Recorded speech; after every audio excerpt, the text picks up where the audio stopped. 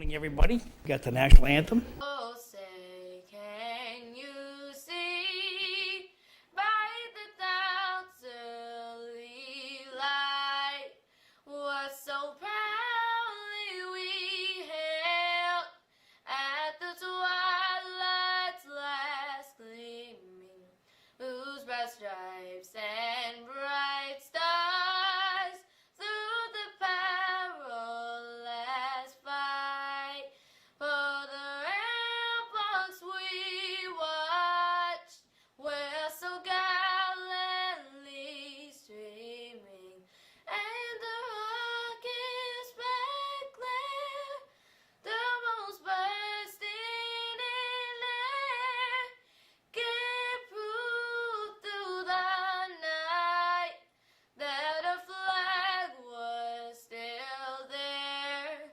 Oh, say does that star-spangled banner yet wave for the land of the free and all of the brave.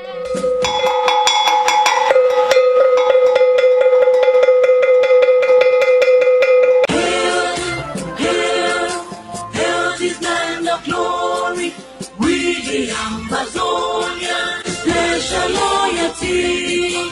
Praise to our Savior who granted us the freedom. Allegiance to the hero who fought the land we gather. Glory will rise and never to fall. Hearing a nation flowing with milk and honey. Glory, glory, glory to the Father for making you a nation, a joy forevermore. Amazonia, land of freedom, you shall live in plenty, meeting our needs. And your children shall be like the stars above. The Most High God be the watchman of this nation. Ambazonia, land of freedom, you shall live in plenty, meeting our needs. And your children shall be like the stars above. The Most High God be the watchman of this nation. Good morning, everyone. Welcome to Citylive, Monday, the 16th of November. I'm your host, Cliff Krieger. We have with us Jim Peters from the Highlands. Jim, how are you? Good. Good. And we also have with us Fruin Kembang, who looks sort of like he's in a different place because it looks like one of his wall hangings is down. How are you? I'm fine. Good morning, everyone. Good morning, Cliff. Good morning, Lowell. And we have our producer, of course, John McDonough. And later we hope to have diving in from New York, zooming in, Patrice Nganang. and about 6:30, and to talk about the Cameroon, and then Dominic Lay about 7 o'clock. Maybe a little sooner may show up in the studio. And somewhere out there in the ether is George Zaharoulis, who we hope will be zooming in from Florida, giving us the weather and the football report. So, Hey, how is the guy from New York going to get here?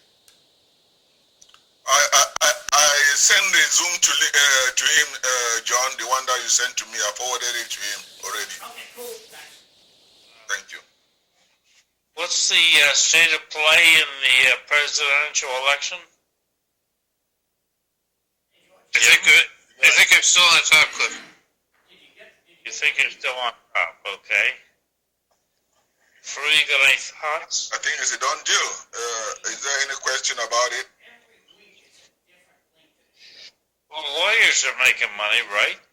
Well, that is Sir, that's capitalism, but they are making that at the expense of democracy. It's true. It's the expense of democracy. Well, I see where the Lincoln Project, all those never-Trumper Republicans, was out doxing Trump lawyers, exposing their names and addresses and pictures and all that to intimidate them. And yes, Yes, we do. it's appeared. So it's, Professor, you're going to have to help me in case I mispronounce your name. Patrice Nganang? Yes, it is Nganang, yes. And how are you, Professor? I'm quite well. I'm surprised you are up so early. Well, most of us would like to still be in bed, but our producer, he's a slave driver. Terrible. So, we've been discussing the election. You a U.S. citizen? Yes, I am. Yes, I am. So you got to vote in the election. Yes, yes. And I will tell you this. I'm totally happy that the result turned the way they did.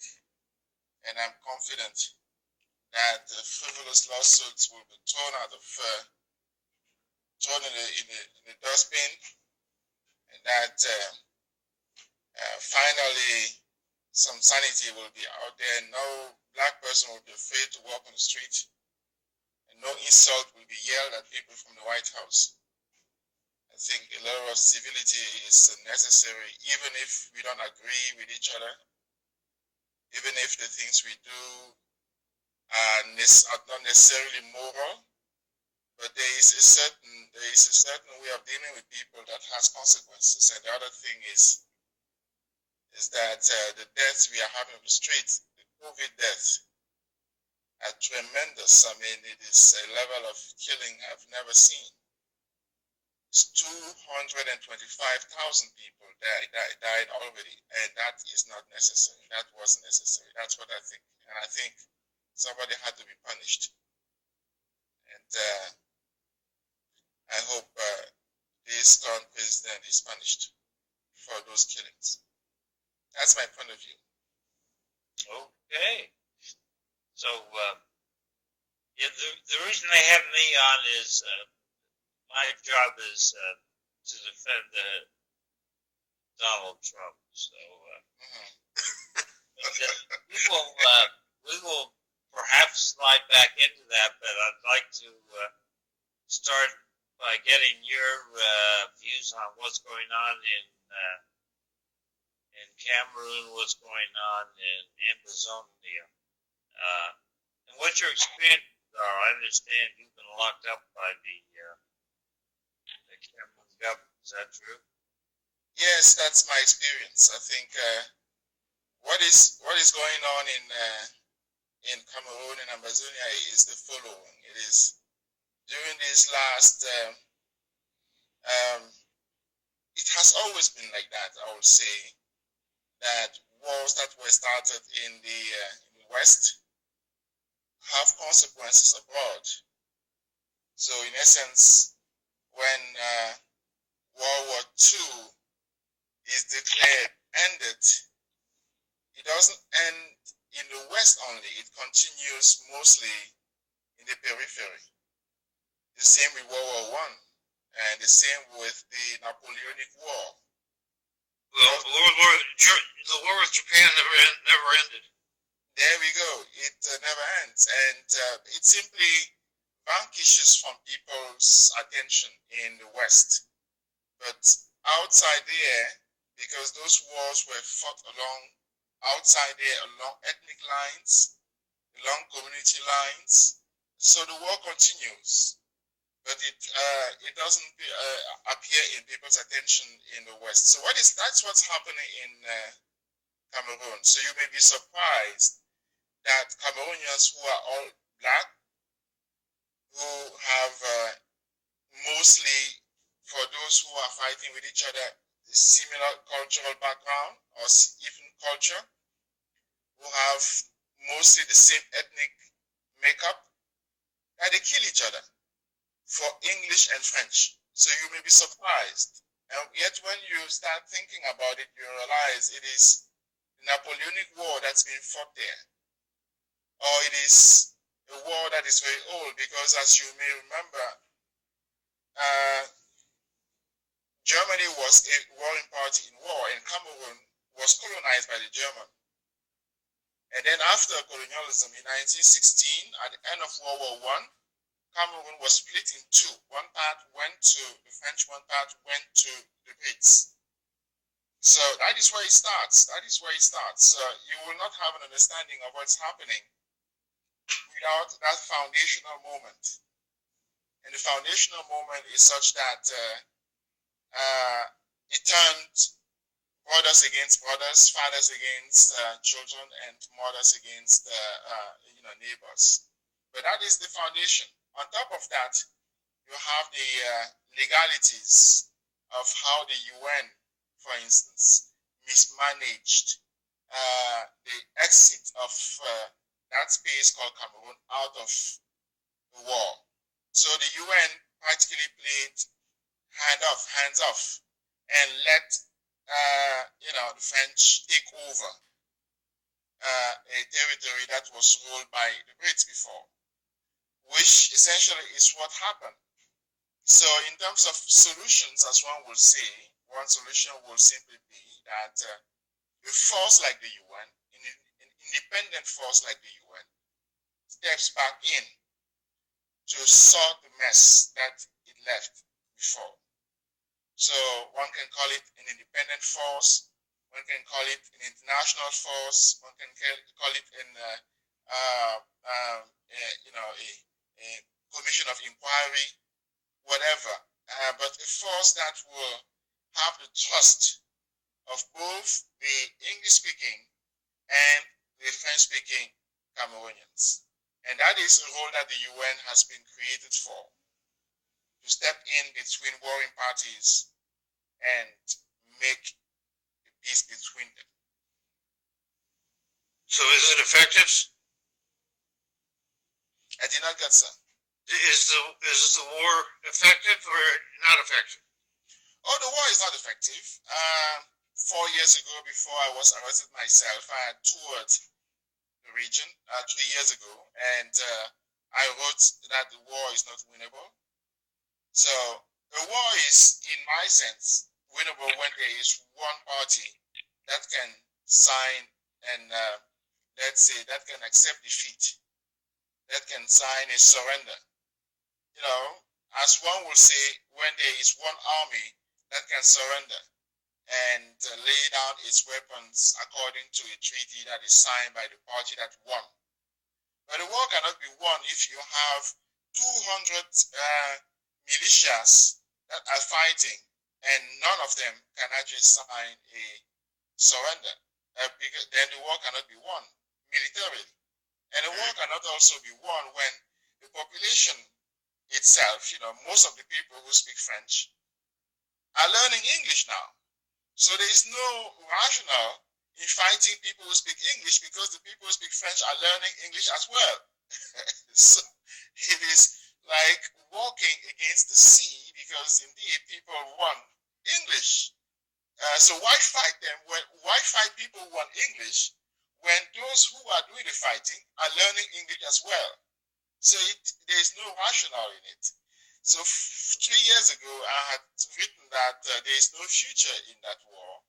And, militarily, in terms of, population movement, even in terms of, the government that in itself is not capable of fighting a war against its population and winning. So there is no way of winning a war when one is fighting against one's population, transforming people when it's supposed to govern into enemies. So there is no way of winning such a war. So I did it 3 years ago, and today one has had beheadings, killings, etc., but no victory, and a victory is impossible in my own estimation. Our prediction has a question. Professor, if you were the king of the world, how would you fix the situation?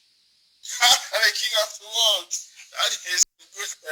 That is but just to track back, there is the king of the world, at least for the periphery. The UN is the king of the world. No. I'm talking about you, okay? See, I listen to people's problems all day long. They give me their problems, What is your solution to this?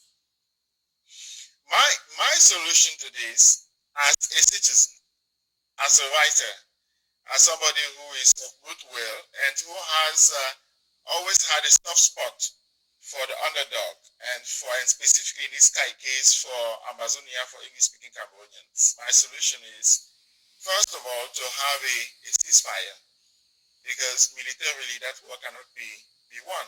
That's number one. Number two is to have the most important parties of the war, and they are known. One is, at least from the English-speaking part, is in jail in Yaoundé. Have them actually come on the table. They have some conditions, which is that to be on the table, you cannot discuss anything when you are incarcerated. So it means you need to have a law of amnesty to free the people who have been unjustly arrested, and there are hundreds of them, to free them and to have them actually express what they want. So the solution, let's say, in life in general, one will say, you will not get what you want, except if you totally annihilate the other side, which is not happening. It means the discussion will involve what the English-speaking part of Cameroon wants, and what they want in their majority. Well, you're the is king. No, you're making a mistake here, Professor. You're the king, okay? You rule, whatever you say goes, and I'm not hearing a good solution here. We're going to let everybody out of jail. I don't like that one, but that's okay. We're going to let everybody out of jail. I never like when everybody gets out of jail. But we're going to listen to your solution, and I haven't really heard where there's peace in Ambazonia. I think we are mixing two things here. During the war of during the civil war in the U.S., I'm not sure all soldiers who fought for the Federation were incarcerated. Those were arrested. I am certain that after the war ended, there was a provision that said the soldiers who fought and who were prisoners of war, that they will go back in their homes. So nobody is saying that all prisoners will be free. One is saying that those who were involved in that specific war. I apologize, that was my take on what you said. Okay. So those who are involved in that specific fight, in that specific struggle, will have, because it is a political struggle, they will have to have an amnesty. And one will have to live with it. They will be integrated. Those who have guns will be involved in the army. They will have a job in the army, and one moves on. There is no perfect peace. My own, if I was the king of the world, if I had some power, let us put it this way, what I'll do, honestly, and the kings don't do that neither, I will grant English-speaking Cameroonians independence. I will grant them independence. I will say you are independent. Do you know why I will do that? Because no independent country has ever taken the population of the country on its back and walked away with it. They will still be there. They will still stay there where they are. We will still have marriages, relationships with each other. We'll still have, economic struggles with each other.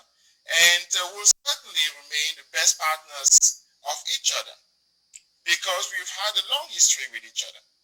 And I'm sure we will kill each other less. And I'm even certain we will not kill each other anymore. And there is no economy that can boom with the kind of killing one is having there. So I'll grant them independence, and I'll say, okay, there is precedent to that. That's what it is. What happened in Ethiopia. It is what happened in Sudan, and it is something that's going to happen in the future in Africa anyway. It is something that happened in Russia, in many Russian republics, and those republics actually are not dying. Those countries haven't taken the country on their back and walked away with their population on their back and walked away with them. No, they are still there. So that's what I will do. Okay. Professor, let me ask you this. You said that Francophone Cameroonians are learning English, but what about the cultural separation between sort of an English common law approach to life and the French civil law approach to life? Can this be reconciled? There is, let's say, from my own knowledge of history, in general, people fight wars, meaning soldiers fight wars for reasons they don't understand. And generals fight wars for reasons they don't see. Now, if you look at the map of Africa, you will realize that Ambazonia, that is close to Nigeria, actually was ruled as a part of Nigeria from 1916 to 1961. So the part of Nigeria one is talking about, and the part of Cameroon one is talking about, is a part that's very rich. So it is a part that has oil, the Gulf of Guinea, the Gulf of Guinea. So that it is the part we are talking about. It means the discussion about common law, about Anglo-Saxon education.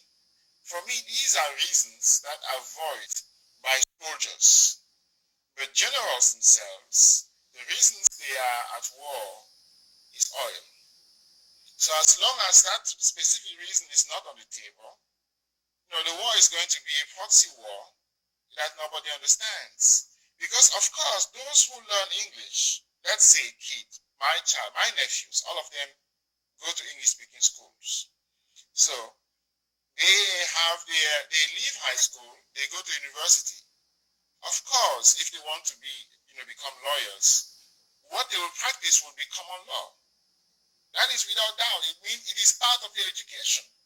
And that's what is happening. And the same about education itself. The moment a Francophone child goes into an Anglophone school, that child is swallowing the Anglo-Saxon education system. It means, as a consequence, the French system is losing ground. So it goes without saying that that population is basically accepting the common law and accepting the Anglo-Saxon style of education.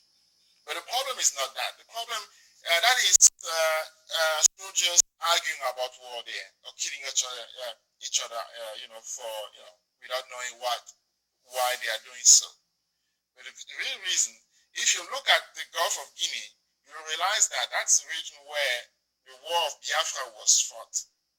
That's the region where in 1992, Kensa Owiwa, a writer about Ogoni, was hanged. That's the region, you can even continue and go to Angola. That's the region where you had a bloody civil war during 20 years in Angola. So it is one of the regions in Africa where you have the most wars possible, because it is a region where World War I and World War II is still being fought. And those wars were not fought because people simply hated each other. They were fought because of, countries' interests. And that is the interest there. This is going off to the side a little bit, but I noticed that you got your master's degree and you got your PhD in Germany. What caused you to go to Germany? Yes, so it is part of Cameroonian history. Yes, it is. I said before that Cameroon was colonized by the Germans. Right. Yes, and so from 1884 to 1916. Actually, if one would be specific, one would say Cameroon was colonized only by the Germans, because then Cameroon was put under the trustee of the UN and given up to the mentorship of the French and the Brits. So the only colonial power that was over Cameroon was the Germans. So my learning German in Cameroon has a lot to do with that. So in other words, I will not have learned anything else, but I will not have learned Portuguese, for instance. I will not have learned a language of my choice. No, I didn't learn English, but German for that reason. And the specificity is the backbone of Cameroon's history. Okay, yeah, I can see that. they didn't all just end with the end of World War I, but that German influence continued. Yes, it did. Yes, it did. So I was a professor of German here in the US. It has nothing to do with World War I. It's my choosing. Just to put it that way, I taught in Pennsylvania during 7 years. I taught German to young Americans and, after having done my PhD in Germany. But to the point, the strong influence of Germany in Cameroon remains. And it is not only language, it is also Germany is such a power that it is in the interest of Cameroon to actually keep that relation to Germany going. True, you had a point. Yes, Cliff. I just want to bring to the attention that Professor Nganang, as you all don't know, comes from the French side, and he took a sabbatical and went and toured the English side, and then wrote an article, and that was the article that made the government arrest him and threw him in jail. And also one thing that I would like you to know is he also joined Lowellians in 2018 when I organized the peace rally here. You could see him in the front with former Mayor Rodney Elliott. So he was also received, he came here and made a speech, and he received recognition from the Massachusetts State House, awarded by State Rep Raddy Moore. So that's just what I wanted to bring to your attention. And Professor, if I could ask one question, I would ask that we are all familiar with the often stated rhetorical statement that says the definition of insanity is doing the same thing over and over again, expecting to get different results. For 4 years and counting, southern Cameroonians have been fighting a war to liberate their homeland by doing the same thing repeatedly and expecting to get victory. Does any southern Cameroonians in their right mind realistically see a pathway to victory in this war if we keep doing what we have been doing repeatedly for the past 4 years? I think the person who asked the question is quite impatient, and the person has always, is probably not versed in how things work. I teach every day, and professors do the same thing every day, and we all do the same job every day mostly. We are not insane, etc. So there are millions of examples of things we do the same time, every day, and without it being called insane. I think the struggle for independence, actually a struggle for recognition, for self-rule, etc., is not won after 4 years. The issues that are on the table put by Southern Cameroonians are old. They are not as old as, let's say, the United States. But if you look at it, they are pretty old. They go back to 1916, I said. So something that is so deep-seated. And they go back to the Napoleonic War, I said before, because it is English against French. It is French wanting to have an hegemony over English. So that one was settled in Waterloo. And so you can go back there and you can start from there. It means it's very old. So people fight the war they don't understand. So to have them actually understand the war itself, to have them understand the struggle, to have them understand why they have to sacrifice, it takes time. So I will say that the person is impatient. So the person will have to first of all educate him or herself, understand why people decide to lay their life for an idea. And it is never a short-term thing, particularly because the other side, because the Cameroonian government doesn't want to listen. And had the Cameroonian government listened, Ambazonia will not be struggling now. I think most people who picked up guns did not want to pick up guns in the first place. They actually did it against their own will because what they wanted, as far as I remember, was respect. They wanted to have the money that comes out of the region invested in the betterment of their lives. They wanted to have schools. They wanted to have hospitals. You know, one can go back to, 2015. One can go back to 2016, particularly talking about the lawyers, if one comes back to the common law. They wanted to have, actually, their own system of government respected. They did not want to have a separate system of government. They wanted the system of government that they have respected inside Cameroon. If you have the children, if you have the educational system, they wanted to have the kids have better schools. In other words, they wanted to have their children learn from teachers who can actually teach the things they teach, who understand the things they teach. They didn't want somebody who speaks French like me come and teach English without even speaking English. Those basic things. So, and they wanted roads. I actually remember most of the people who were arrested in 2016, they had a platform of things they wanted. Hospitals, roads, etc. And those things I finance with the money from the oil that is being tapped in southern Cameroon. Because I always say, in church, we always learn that God is just.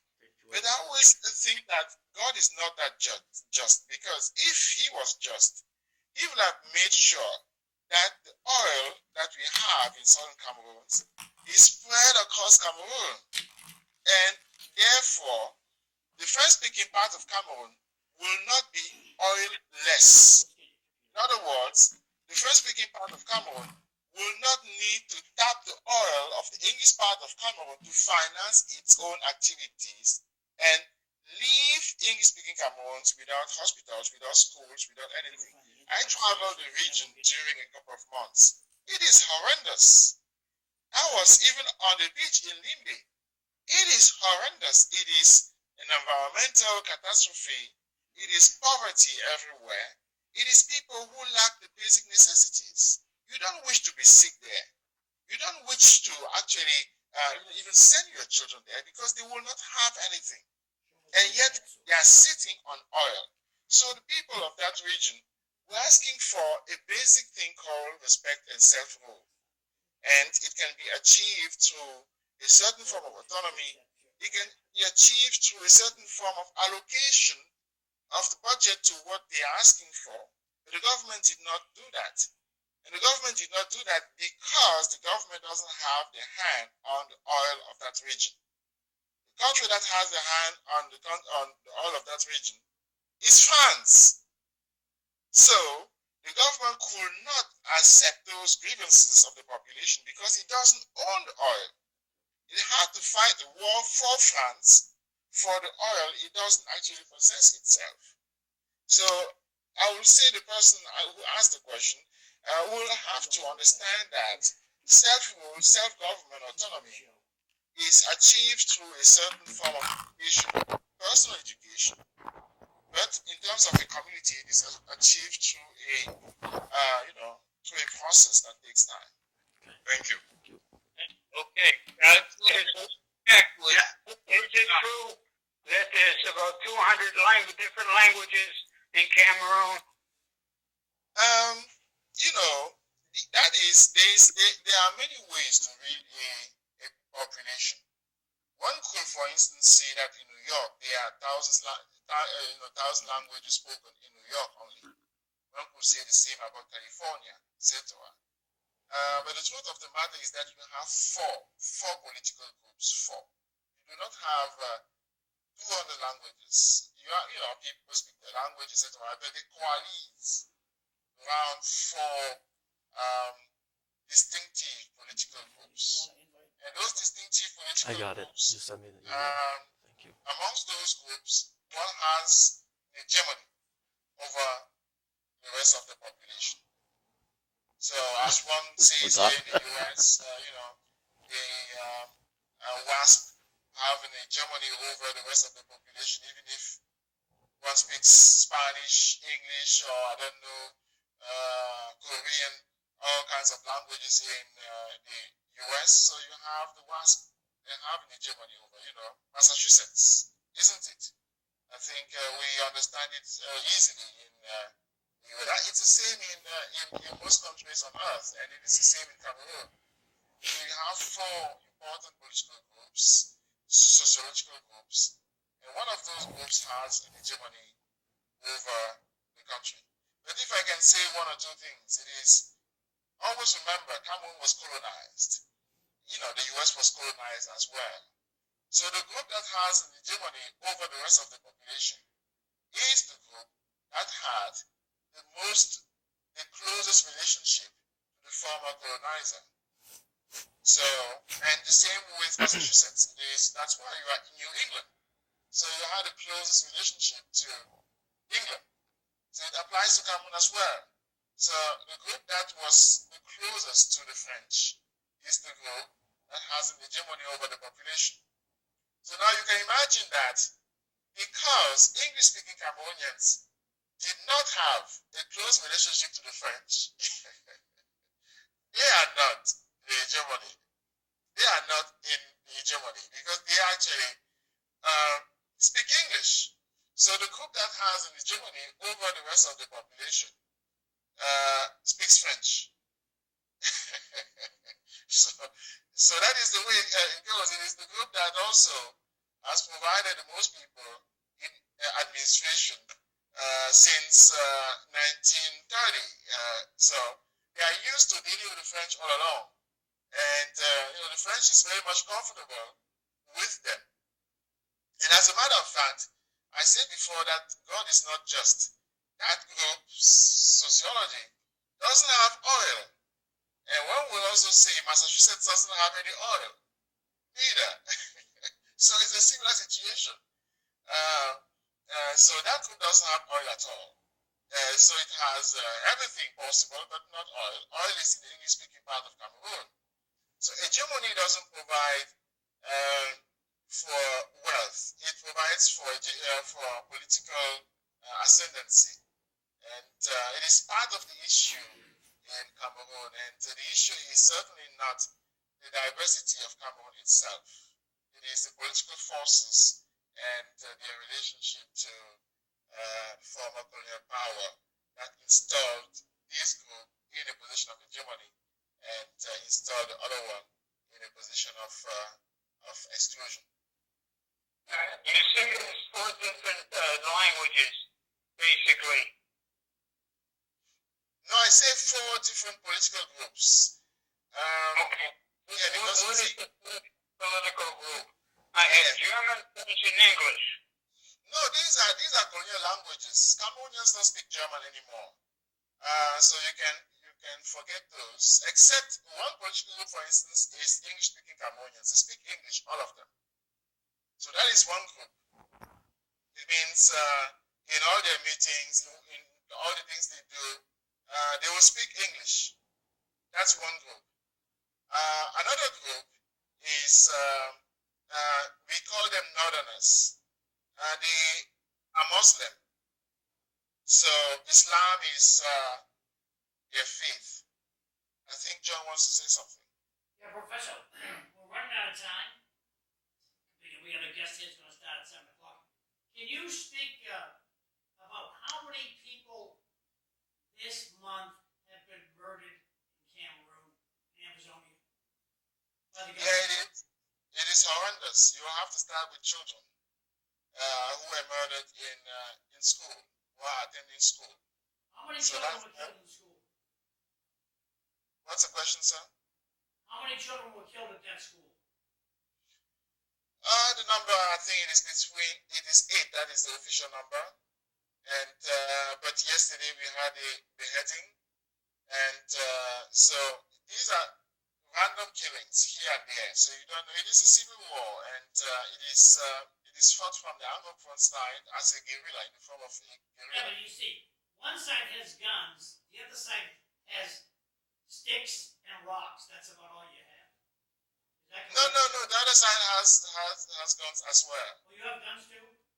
Okay. I didn't know the Ambazonians had guns.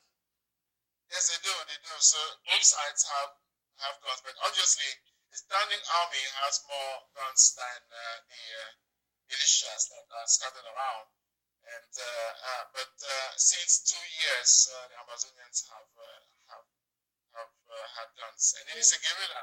Maybe what John was alluding to the fact that is the standing army, which is the Cameroon army, is supported by international community like France, and they have weapons of mass destruction. If I should say, initially they had disarmed the Amazonians. So the Amazonians are just whatever they have is like you are defending yourself in your own house. Yes, yes. No, no, it is, but it is a classical situation of guerrilla. You have a standing army. You had it in Vietnam. You had it in Oshina. You had it in Spain. So you have a standing army. Can you say who gave the guns to the Ambazonians? Where did the Ambazonians get their weapons? That's the older story, right? The first provider is always the standing army itself. It's always the standing army that provides guns to the other side. So that is the way it is everywhere. Okay, well, we got about 4 minutes left. The question was about, actually about, weapons, about who provides, the guns to the Ambazonians. But you answered the Well, question. just saying that you can wrap up, Prof, that we have 2 more minutes left. No, I think it is important to just to understand that we don't have a classical war there. We have a proxy war. We have a war for oil, fought for reasons that people don't voice, and we have a war that is unconventional, and as such, ending that war is going to need time and understanding. So I've always wished more people will be interested, but of course, if the U.S. is itself crippled by a government that is not functioning, it becomes quite difficult to have the U.S. as an intervening force, because I always felt that the U.S. government will have some sympathy. I'm not talking about the presidency here. I'm talking about any form of sympathy. That happened in Somalia. It happened. I'm not talking about military intervention here. I'm talking about a form of sympathy. Having an envoy, for instance, like in the Congo or in other places, coming from the U.S., it will actually make people understand that they are being listened to, and the U.S. has always had enough clout, but during these last years it was crippled. It was basically crippled. So that scenario could not work. But I hope in the coming months one will have a more sustained U.S. Intervention is really the bad word here. Understanding a U.S. influence. That's what I hope. And if I may, sorry to cut you short, but I would also give credit to the panel on the show here that they are doing such a wonderful job by actually bringing this crisis to the attention of the international community. This panel, Prof, they have been on our case for since 2017. As you would see, if the panelists were not following this religiously, they would not have been asking you all these questions. These questions come as a result of their dedication, their commitment, and their compassion to our cause. So we can only thank them very much. Thank you, sir. Thank you. I'd like to thank you for coming, and I hope Fru arranges for you to join us again. We're now going to swing about a third of the way around the globe and talk not Cameroon but Cambodia. But thank you, sir, for coming and Thank you very much, and have a blessed day. Thank you, You too. Professor. Appreciate it. Thank you. Did we draw any conclusions from the professor's talk? Well, Guns are important to this revolution. Yeah, I didn't know they had guns until today. That's a good They didn't thing. either. That's a good thing. The army does not like it when the other people have guns. a good point in that the guerrillas arm themselves by taking weapons from the army. Yes, Buy them. exactly. I think he articulated that point very well, Cliff. I think Good morning, everybody. Good morning, Cliff. Good morning. Good morning, Jim. Hi, Good Prue. morning, Hey, Dominic. Should we jump right to Cambodian history, or you want to talk about something else, John? Cambodian history, that's what we want to hear. Always have So to. what Cameroon and Cambodia have in common was that they were colonized by the French, and you know how vicious and hypocritical the French are. Right.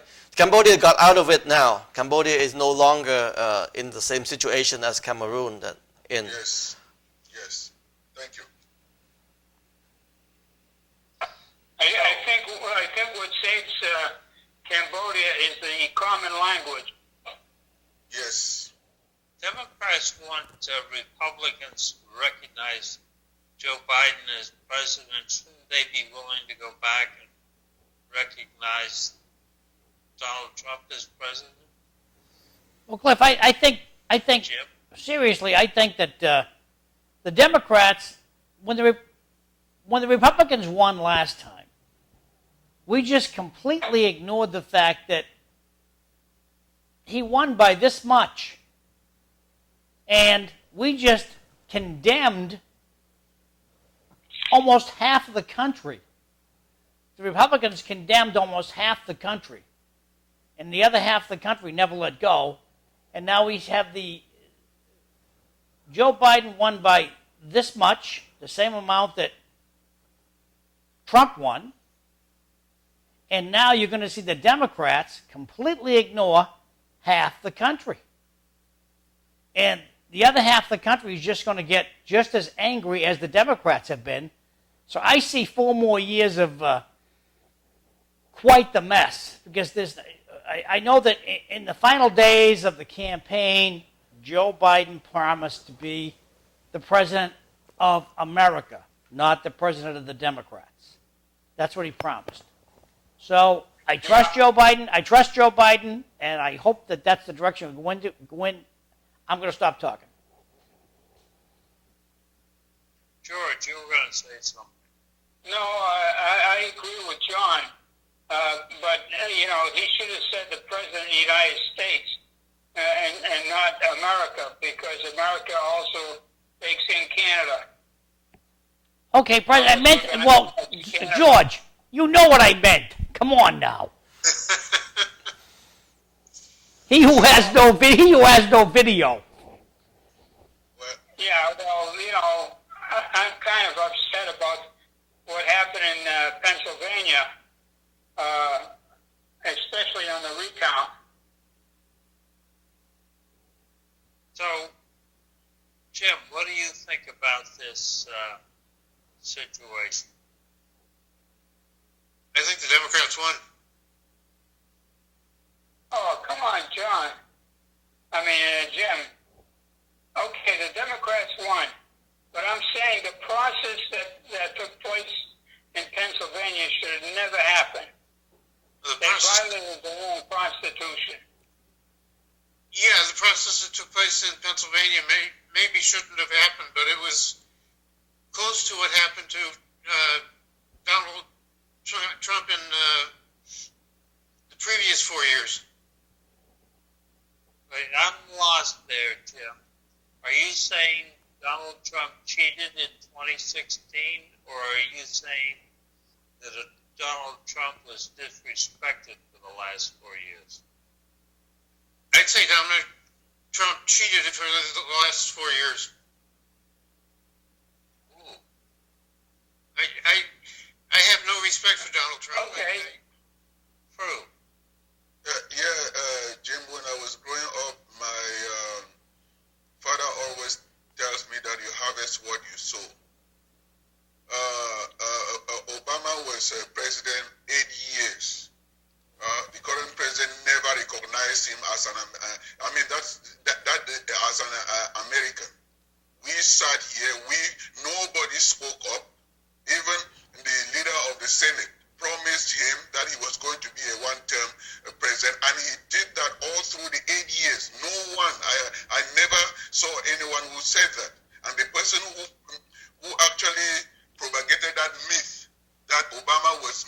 a citizen of this country. Many people believed it. And Donald Trump was a major push behind that. No, I'm coming to that. That's what I'm saying, that when once you harvest what you sow. So now, when he came into office, he did everything to eradicate what Obama has done. If anything comes up in the name of Obama, it's like a taboo, you see. And then coming now, that same person, when he won, there was no contest.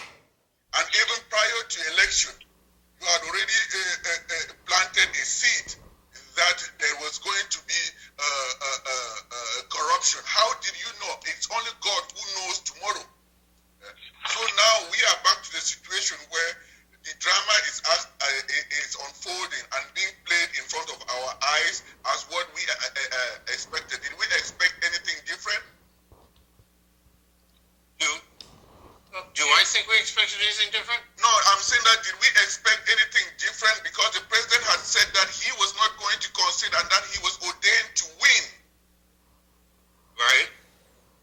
So whatever is coming now is just playing in the same thing that we had known before the election, that regardless of how fair the election goes, the president was not going to accept it, because he made the whole world know that.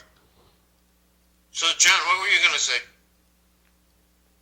Well, how do we remedy this? Okay, are we going to let?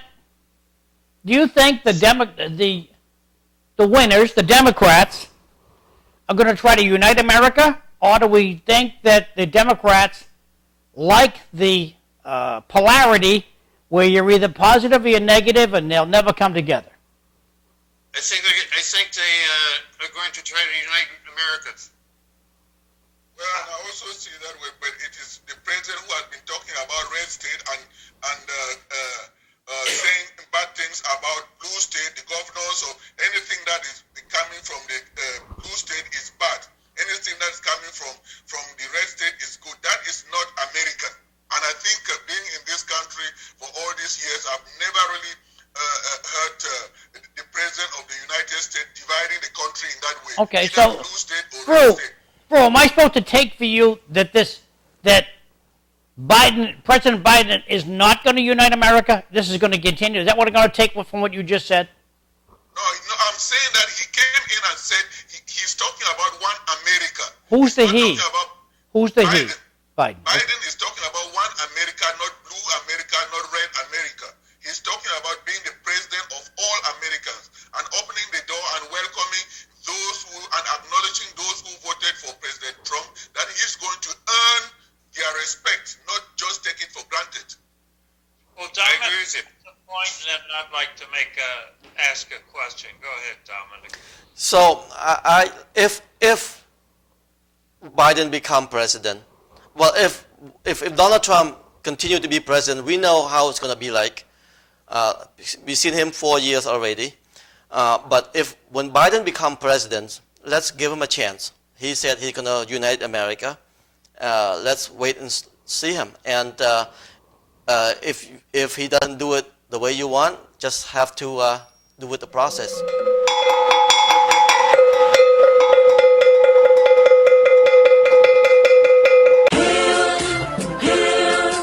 Hail this land of glory, we the Ambazonia, special loyalty. Praise the soul of Savior who granted us the freedom, and left us to the hero who fought along the gather. Glory will rise and never to fall. Hearing a nation flowing with milk and honey. Glory, glory, glory to the Father for making you a nation, a joy forevermore. Ambazonia, land of freedom, you shall live in plenty, meeting our needs. And your children shall be like the stars above. The Most High God be the watchman of